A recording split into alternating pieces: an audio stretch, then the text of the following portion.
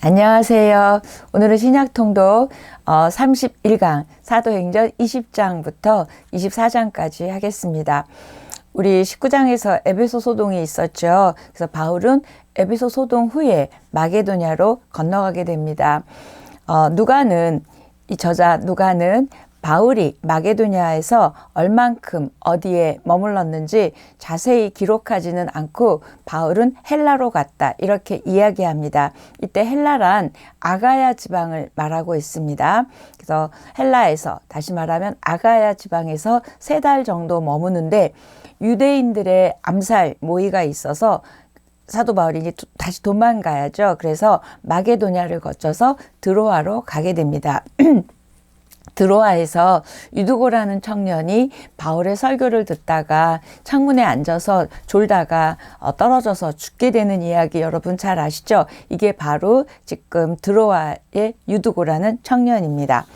얼마나 피곤했으면 그렇게 졸다가 떨어진 거예요. 근데 이걸 통해서 하나님의 기적을 보여주려고 하는 것 같습니다. 드로아에서 한 7일 동안 머물렀고 이제 내일 떠난다면 오늘 마지막 밤에 이제 설교를 하게 됩니다. 그래서 7절에 보니까 예배를 드리는 거죠. 그래서 그 예배 중에 바울이 설교를 한 겁니다. 늦게까지 이렇게 설교를 오래 했어요. 근데 여기 보니까 등불을 많이 켰다 그랬습니다. 등불을 많이 켰다라는 건 굉장히 많은 사람이 모였다 이야기입니다. 그래서 9절에 보니까 유두고라는 청년이 울다가 떨어져 죽게 됩니다. 10절에 바울이 내려가서 그 위에 엎드려 그 몸을 안고 말하되 떠들지 말라 생명이 그에게 있다. 이렇게 얘기해요. 떠들지 말라는 건 이 사람 죽었다고 소동 부리지 말라. 그 다음에 생명이 아직 있다. 이 이야기는 뭐냐면 하나님의 은혜로 이 사람이 살 거에 대해서 이야기하는 거죠. 그래서 바울이 그 청년의 몸을 이렇게 덮었대요. 저는 그렇게 생각이 들어요. 은혜가 덮은 거죠. 우리 예수 그리스도의 생명이 덮었습니다. 그랬더니 다시 살아나는 역사가 일어났습니다. 11절에 보니까 올라가 떡을 떼어 먹고 오랫동안 곧 날이 새기까지 이야기하고 떠나니라. 그렇게 살아난 다음에도 금방 해산한 게 아니라 다시 떡을 떼어 먹고 또 오랫동안 날이 새기까지 이야기했다. 뭐예요? 예배를 드리다가 죽었어요. 다시 깨어나서 예배 드렸어요. 예배와 예배 사이에 이런 일이 있었고 은혜가 덮고 생명이 살아남을 지금 강조하고 있었습니다. 자, 예배 때 일어난 사건이고요. 예배는 우리 그렇게 기도 많이 하죠. 하늘문이 열리는 사건이라고. 결국 예배가 회복이 되면 예배를 통해서 성령이 임하면 이렇게 살아나는 역사가 있다는 걸 이 유두고 사건을 통해서 말씀하시고 있습니다. 예수 그리스도의 부활 생명이 예배 시간 속에 어떻게 나타나는지를 보여줬고요. 저와 여러분의 예배 속에서도 이렇게 예수 그리스도의 생명이 우리 각자 안에 일어나는 은혜가 있기를 축복합니다. 우리도 유두고 같은 존재입니다. 유두고는 졸다가 떨어져서 죽었어요. 우리는 마음이 낙심해서 떨어져 또 절망하고 또 실패 때문에 어려움 때문에 이렇게 뭔가 떨어지는 모습은 우리를 대표하는 유두고를 대신해서 우리를 대표하는 모습 같습니다. 결국 끝난 것 같고 죽은 것 같지만 예수 그리스도의 은혜가 생명이 덮으니까 살아났습니다. 언제? 예배 중에. 저와 여러분의 예배가 이렇게 우리가 살아나는 떨어진 것 같고 죽은 것 같은 우리의 상황과 심령이 이렇게 예배 중에 회복되기를 축복합니다. 인생의 절망, 힘듦, 어둠, 또 떨어짐 다 누구에게나 있습니다. 그곳에 하나님의 은혜가 덮치고 그 다음에 회복과 치유가 일어난다면 우리는 진자 같고 넘어진 자 같지만 날마다 새롭게 세워지고 살아날 줄 믿습니다. 17절 이후에 보니까 바울은 밀레도에서 에베소로 사람을 보내서 장로들을 초청해요. 장로들을 초청하는 이유는 이제 마지막 고별 설교를 하는데요. 먼저 장로들에게 긴 고별 설교를 합니다.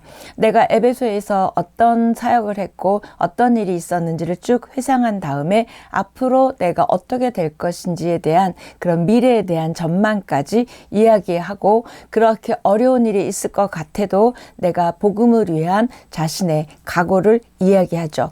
그때 이 장로들에게 세 가지를 부탁합니다. 2년 동안 내가 이렇게 한 것처럼 여러분들도 겸손하게 섬겨달라는 당부의 말씀을 하고요. 그다음에 두 번째는 내가 성령이 인도해서 예루살렘으로 가는데 거기서 어떤 어려움이 있을지 모르겠다. 그래서 결박과 환란이 기다리고 있다 할지라도 나는 간다. 이렇게 얘기하면서 그때 유명한 말씀이 이 장로들에게 한 설교 중에 나온 말씀, 여러분 잘 아시는 24절의 말씀입니다. 내가 달려갈 길과 주 예수께 받은 사명, 곧 하나님의 은혜의 복음을 증언하는 일을 마치려 하면은 나의 생명조차 조금도 귀한 것으로 여기지 아니하노라. 바울은 하나밖에 없는 생명을 어디에 바칠 것인지를 알고 살아간 사람이었어요. 그리고 또 세 번째 나중에 부탁한 건 뭐예요? 여러분 또 잘 아시는 말씀, 주는 것이 받는 것보다 복되다라고 이야기하고 있습니다. 우리는 아니죠. 주는 것보다 받는 게 많을 때 좋죠. 근데 바울은 지금 주는 게 복되다고 이야기하고 있습니다. 이 말을 한 후에 36, 7, 8절 보면 무릎을 꿇고, 이 말을 한 후 무릎을 꿇고 그 모든 사람들과 함께 기도하니 다 크게 울며 바울의 목을 안고 입을 맞추고 다시 그 얼굴을 보지 못하리라 한 말로 말미암아 더욱 근심하고 배에까지 그를 전송하니라. 이때 전송하니라의 헬라어 의미를 보니까 형식적으로 잘 가세요, 안녕히 가세요 이 뜻이 아니라 이제 잘 준비해서 채비를 갖추어서 보냈다라는 의미입니다. 왜 이들이 목을 껴안고 울었을까요? 바울이 이제 죽을 것 같다, 내 앞에 환란이 기다리고 있다, 이 말 때문에 서로 이제 앞으로 못 볼 수 있다. 그러나 복음 때문에 떠나는 바울에게 같이 기도하고 울게 됩니다.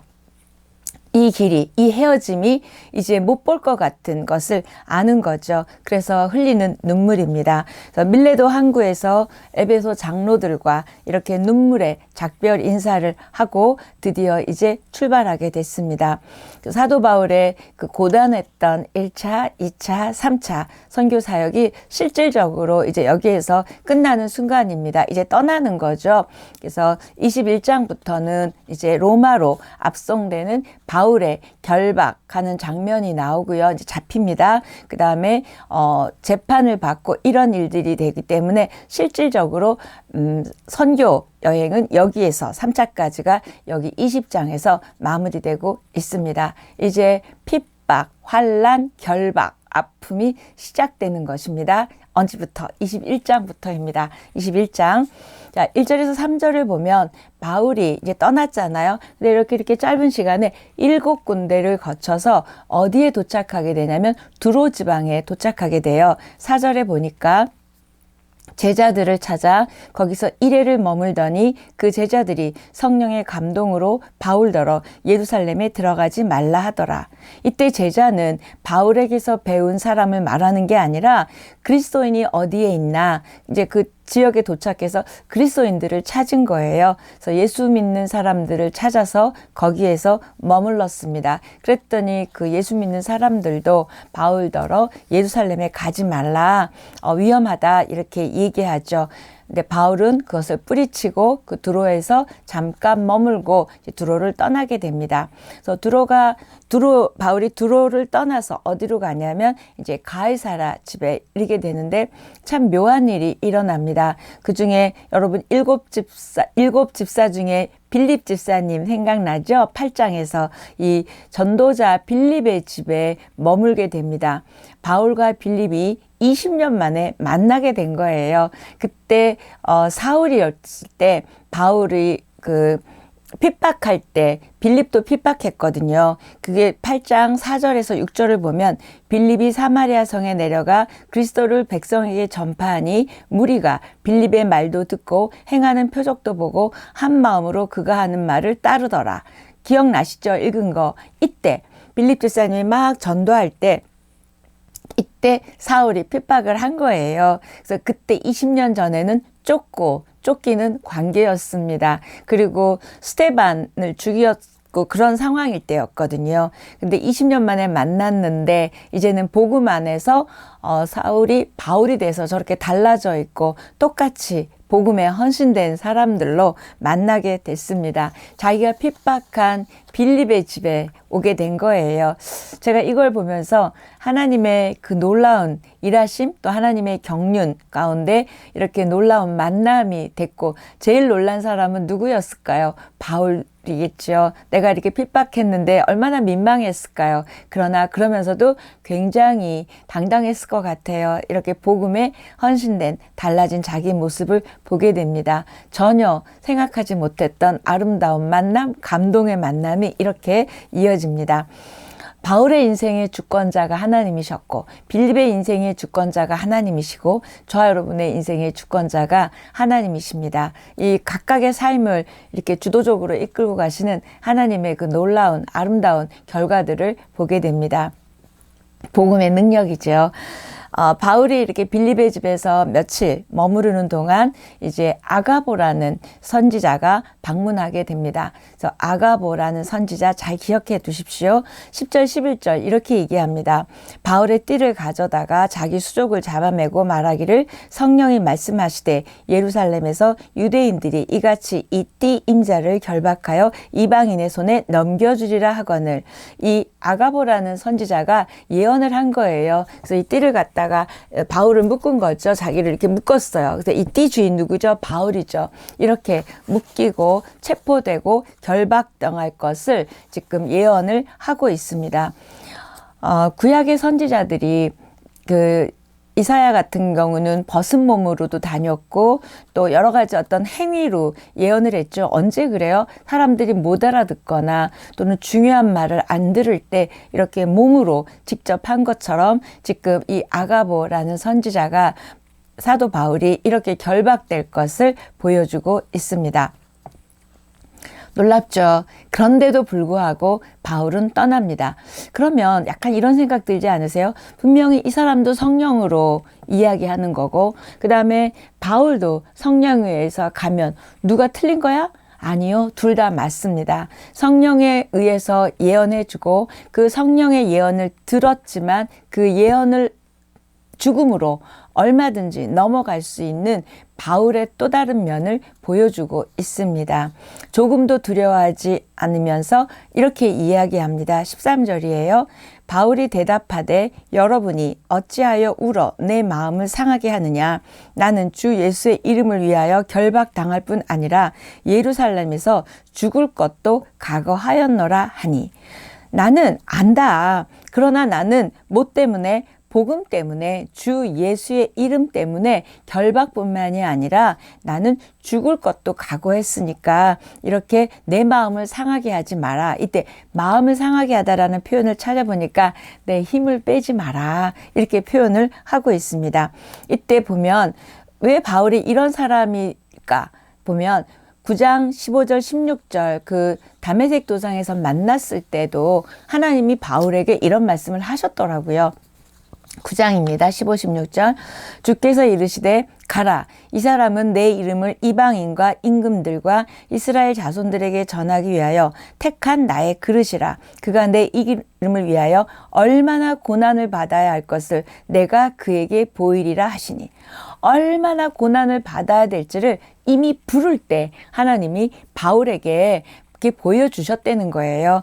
그러니까 바울의 앞길에 복음 때문에 겪어야 될 험난한 여정이 있을 것이라고 이미 초반부터 언급해 주셨고요. 그걸 알고 있는 바울이기 때문에 성령의 감동을 받아서 사람들이 얘기를 해도 바울은 그걸 못 알아들어서가 아니라 하나님이 이미 먼저 말씀해 주신 걸로 따라가고 있습니다. 그래서 그런 막 말리는 거에도 불구하고 예루살렘으로 가는 것을 포기하지 않는 바울의 모습을 보게 됩니다.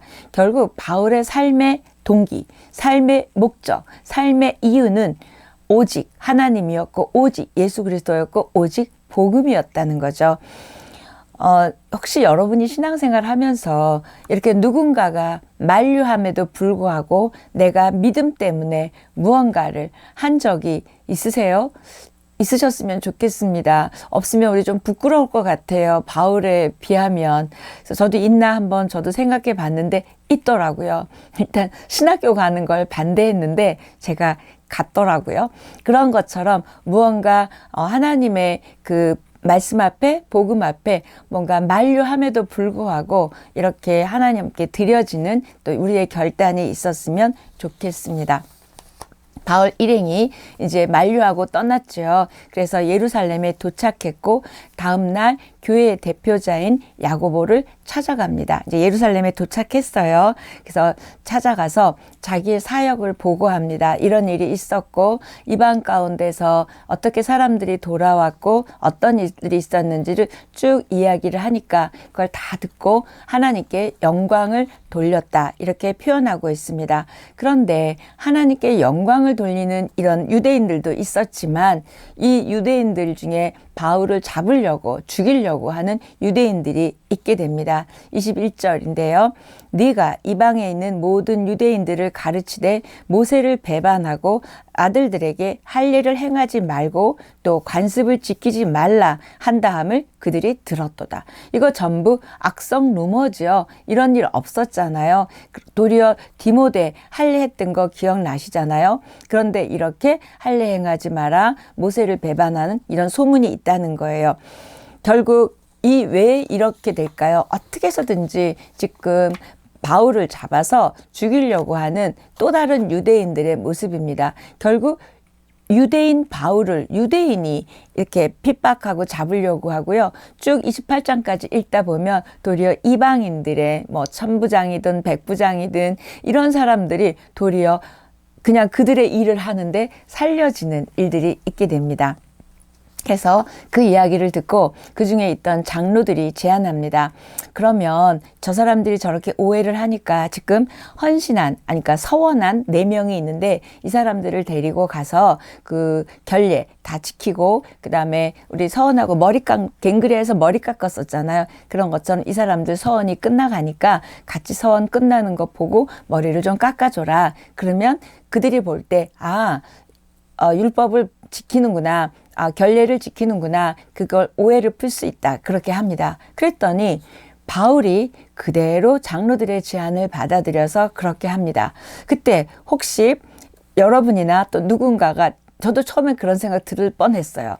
아니 율법을 할례를 그렇게 중요하지 않고 복음만 부르짖는데 이 사람들의 말을 아주 겸손하게 지켜서 그 유대인들이 보는 앞에서 머리를 그들을 깎아주고 다 따릅니다. 왜 그럴까요? 내가 이렇게 율법을 지키는 유대인이고 너희들처럼 그런 오해처럼 그렇지 않다는 걸 보여주는데 이런 증거가 고린도전서에 보면 그런 거죠.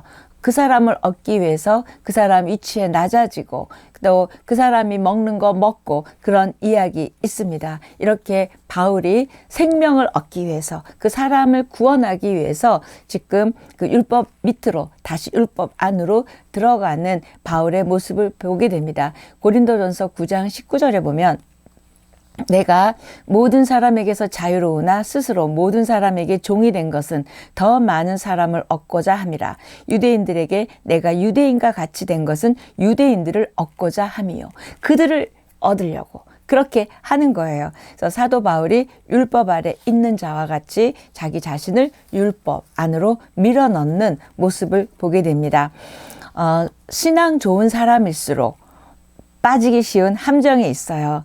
명분과 목적이 분명한 하나님의 그 일은 하는데 그 일을 하기 위한 어떤 방법이나 또 소소한 일상을 무시할 수 있습니다. 아니죠.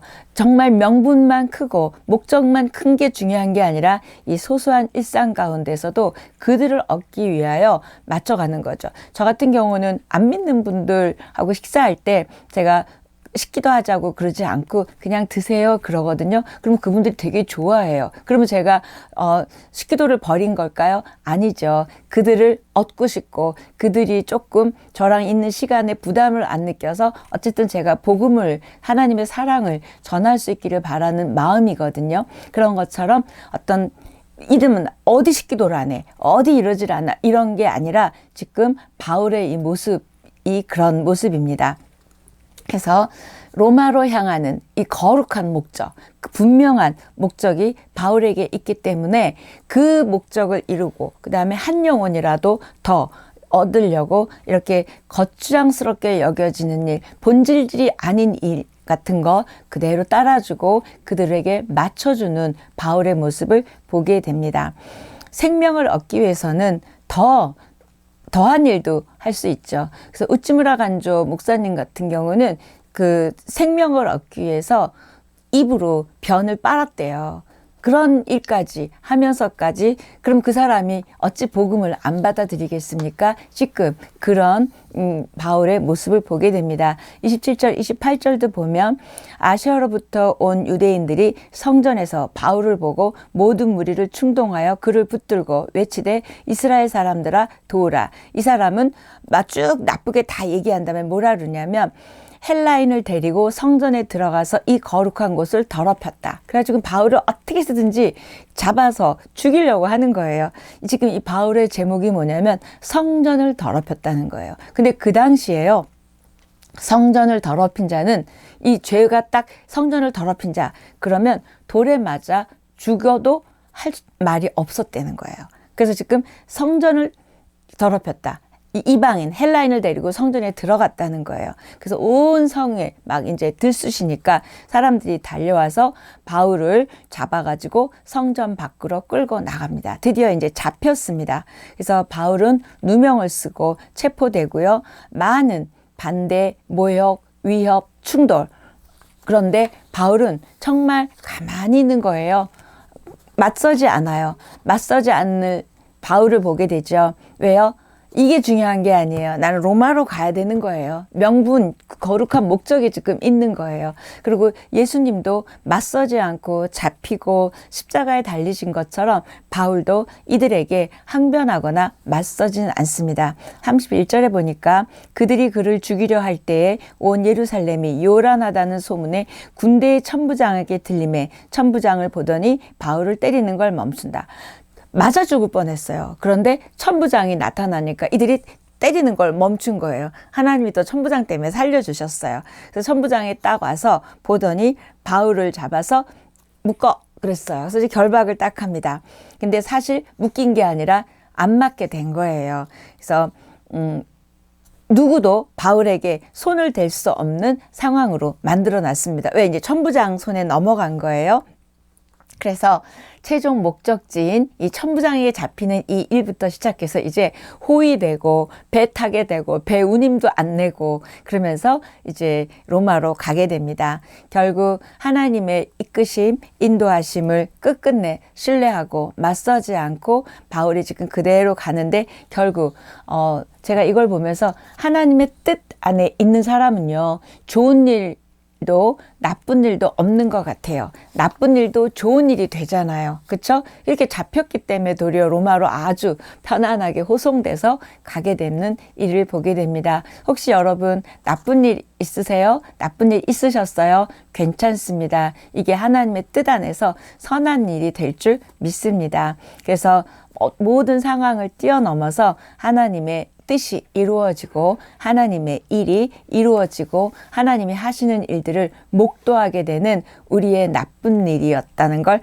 고백하고 간증하고 영광 돌리는 순간이 반드시 올 것입니다. 아멘. 자, 그래서 지금 바울은 자기의 목숨을 좀 살려달라고 이래야 될 텐데 그러지 않습니다. 이렇게 얘기합니다. 37절 바울을 데리고 영문으로 들어가려 할 그때에 바울이 천부장더러 이르기를 네가 헬라말을 아느냐 하면서 말할 수 있는 기회를 달라. 도리어 나에게 말할 수 있는 기회를 달래요. 그랬더니 천부장이 말할 기회를 주는데 왜요? 자기를 변호하고 변증하려고가 아니라 그 기회를 얻어서 복음을 증거하려는 바울입니다. 39절 40절 보니까 바울이 가로되 나는 유대인이라 소읍이 아닌 길리기아 다소성의 시민이니, 그러니까 조그만 읍 같은 작은 도시가 아니라 길리기아 다소에서 태어나 자란 시민이니 청컨대 백성에게 말할 것을 기회를 달라 이야기합니다.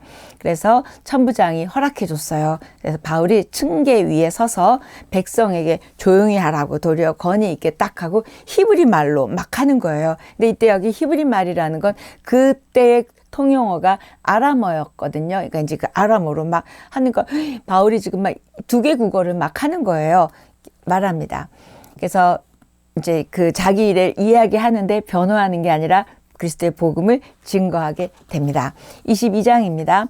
바울이 이제 예루살렘에 입성을 했고요. 요주의 인물이 돼서 긴급 체포가 됐습니다. 바울을 체포한 천부장의 재량권으로 바울에게 변론할 기회를 주게 돼서 1절 이렇게 얘기합니다. 부형들아, 내가 지금 여러분 앞에서 변명하는 말을 들어라. 이렇게 하는데 이들은 막 잡아 죽이려고 하는데 1절에 부형들아, 이건 뭐냐면 찾아보니까 이렇게 돼. 친근감을 표시하기 위한 히브리 방식의 표현법이래요. 자기를 죽이려는 군중들 앞에서 도리어 이렇게 친근하게 얘기합니다. 뭐라고요? 그리스도를 증거하려고 그렇게 얘기하고 있습니다. 그래서 자기가 정통 바리새인이었고 엄격한 율법 교훈을 받았고 그 다음에 자기가 원래 핍박하는 자였으나 그래서 자기 이야기를 쭉 하게 됩니다. 4절에 내가 이 돌을 박해하여 사람을 죽이기까지 하고 남녀를 결박하여 옥에 넘겼으나, 누구 얘기죠? 스데반의 이야기까지 하고 있습니다. 그래서 예루살렘을 떠나라고 하셨고 그 이유는 유대인들이 받아들이지 않을 거니까 이방인에게 보낼 것까지 지금 쭉 이야기하고 바울이 자기의 재판을 이야기합니다. 그랬더니 그 이야기를 듣고 유대인들이 더 잡아 죽이려고 하는 거예요. 그 이야기가 22장입니다. 그랬더니 천부장이 유대인들이 무슨 고발을 하는지 딱 들어보고 결박을 풀어주고 다시 바울을 공식적으로 변론을 하게 해주는 이야기까지가 22장입니다. 23장입니다. 23장은 바울이 이제 그 공회에서 변론하는 내용이에요. 이야기하면 할수록 그들이 이제 막 분개하겠죠. 그래서 내가 바리새인인데 부활에 대해서 이야기해서 결국 바리새인들하고 부활을 믿지 않는 사두개인들 사이에 다툼이 생기게 되는 기가 막힌 변론을 하고 있습니다. 그래서 천부장이 바울을 보호하기 위해서 자기 있는 대로 병영이라 그러죠. 글로 데리고 갑니다.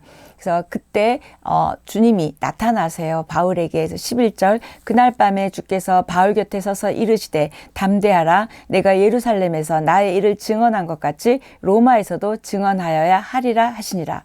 이 말을 딱 듣는데 너무 힘이 나지 않아요? 로마에 가겠구나. 이거 하나 알겠고 하나님이 지금 함께 하시구나. 이걸 성령인 예수님이 나타나셔서 이렇게 얘기해주고 있습니다. 그런데 뭐죠? 고난은 겪게 될 것이다 내포하고 있습니다. 그랬더니 이 사람들이 유대인들이 바울을 죽이지 않으면 우리 먹지도 않겠다 막 이러고 막 40명이 동맹해가지고 막 난리가 났습니다. 그리고 어떻게 죽일까 막 이 관계를 꾸미고 있을 때 이 조카가 그 이야기를 듣고 바울에게 이야기합니다. 그러니까 바울이 그래. 그래서 이 조카를 천부장에게 가서 이걸 빨리 알리라고 이야기합니다. 천부장이 그걸 쭉 듣게 됩니다. 들어봤더니 자기는 아무 죄가 없는 거예요. 그래서 누구에게 보내냐면 총독 벨릭스에게 재판받을 수 있도록 이제 가이사라로 이송하게 됩니다. 그래서 막 가는데 군대를 붙여주고 막 결박할 이유가 없다까지 막 편지를 쓴 거예요. 얘 죄 없는데 지금 유대인들은 이러는 것 같습니다라고 아주 편지를 잘 써서 같이 보내주게 됩니다. 결국 호송해서 좋은 편지까지 붙여서 지금 이제 총독에게 가고 있습니다. 24장입니다.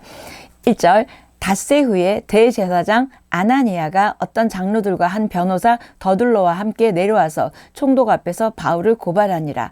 이제 대제사장 아나니아가 바울을 죽이려고 이 더둘로 변호사를 데리고 왔는데 이 책을 찾아보니까 이 더둘로는요, 기가 막히게 말을 잘했대요. 근데 얼마나 나쁘게 이야기를 잘하는지 이 사람이 하면 다 이제 이기는 거예요. 그러니까 이 아나니아가 데리고 온 거예요. 그래서 이제 더둘로가 말을 합니다. 탁 말을 하는데 총독에게 총독님 때문에 지금 우리가 너무 잘 먹고 잘 살아요. 이제 딱 이제 아첨한 다음에 그 다음에 이제 바울이 죽어야 될 이유들을 쭉 얘기하는데 뭐라고 얘기하냐면 전염병 같은 자입니다. 유대인을 소동하게 했습니다. 그다음에 이단의 우두머리입니다. 이렇게 딱 자기가 말 잘하죠. 이렇게 얘기했어요. 이때 바울이 듣고 뭐라고 얘기하냐면 나는 헌금을 주러 왔고 그 다음에 내가 이렇게 얘기하는데 나는 성전을 더럽히지 않았는데 이렇게 해서 막 이야기 설명을 하게 됩니다. 근데 이 역사에 보면 이 벨릭스가요 돈을 그렇게 좋아했대요. 그래가지고 엄청 돈으로 자기 이 직위도 산 사람이래요. 그러니까 바울이 헌금을 갖고 왔다, 구제를 했다라는 얘기를 듣고 바울을 붙잡아 둡니다. 바울에게 돈을 받으려고요. 그 설명이 있더라고요. 그래서 17절 말에 보니까 여러 해 만에 내가 내 민족을 구제할 것과 재물을 가지고 와서 드리는 중에 여기에 딱 걸린 거죠. 구제, 재물에 걸려서 지금 이 벨릭스가 바울을 안 잡아 이렇게 뭐라 그럴까요? 두는 거예요. 그 자꾸 자기 앞에 부릅니다. 자꾸 자기 앞에 부를수록 바울이 복음을 이야기했을 거 아니에요. 근데 놀라운 건 이 벨릭스의 부인이 유대인이었어요. 그래서 24, 25절을 보니까 수일 후에 벨릭스가 아내 유대 여자 드루실라와 함께 와서 바울을 불러 그리스도 예수 믿는 도를 듣거늘 바울이 의와 절제와 장차 오는 심판을 강론하니 벨릭스가 두려워하여 대답하되 지금은 가라. 내가 틈이 있으면 너를 부르리라. 또 부르려고 그러긴 하는데 바울이 뭘 설교했대요? 의와 절제와 장차 오는 심판을. 왜요? 부인이 드루실라 유대인이에요. 그래서 이 이야기를 하게 됩니다. 그래서 2년이 지난 후에 2년 동안이나 잡아둔 거예요. 그래서 계속 불렀겠죠. 돈 좀 받으려고 했고 그럴 때마다 돌을 들었고 그럴 때마다 두려워 떨었습니다. 근데 이제 세월이 가서 총독이 바뀌게 됐어요. 그래서 누가 오게 되냐면 베스토라는 총독이 오게 됩니다. 벨릭스는 유대인의 마음도 얻어야 되니까 바울을 계속 2년 동안이나 감옥에 두었습니다. 근데 이 부당한 힘에 맞서는 바울의 태도 뭐죠? 의와 절제와 다가오는 심판을 이야기했지 나 무죄다, 나 풀어놔달라 이러지 않는 바울의 모습을 보게 됩니다. 저와 여러분도 어떤 상황이든 우리가 내 서 있는 위치, 서 있는 삶의 자리에서 하나님이 이곳에 두셨다는 확신을 가지고 저와 여러분이 그 믿음으로 우리가 할 말, 우리가 살아야 될 삶을 바울처럼 살아내는 우리였으면 좋겠습니다. 그래서 사도 바울의 모습을 보고 벨릭스가 두려워했다는 걸 보면서 영적 권위가 있고 무언가 다른 삶이죠. 저와 여러분도 우리가 높아서 뭔가를 돈을 많이 가져서 사람들이 우리를 두려워하는 게 아니라 우리 안에 있는 복음 때문에 하나님의 사랑 때문에 무언가 영적 권위가 있고 그들이 우리를 두려워하는 그런 우리의 삶이었으면 좋겠습니다. 믿음으로 산다는 건 바로 그런 것 같아요. 바울이 지금 이렇게 사는 게 믿음이라고 지금 보여주고 있습니다. 저와 여러분이 속사람이 강건해지지 않으면 이렇게 할 수 없어요. 복음의 확신이 없으면 이렇게 할 수 없어요. 저와 여러분이 신약 통독을 통해서 속사람이 강건해지고 믿음이 분명해지는 저와 여러분이 되었으면 좋겠습니다. 오늘 여기까지 하겠습니다.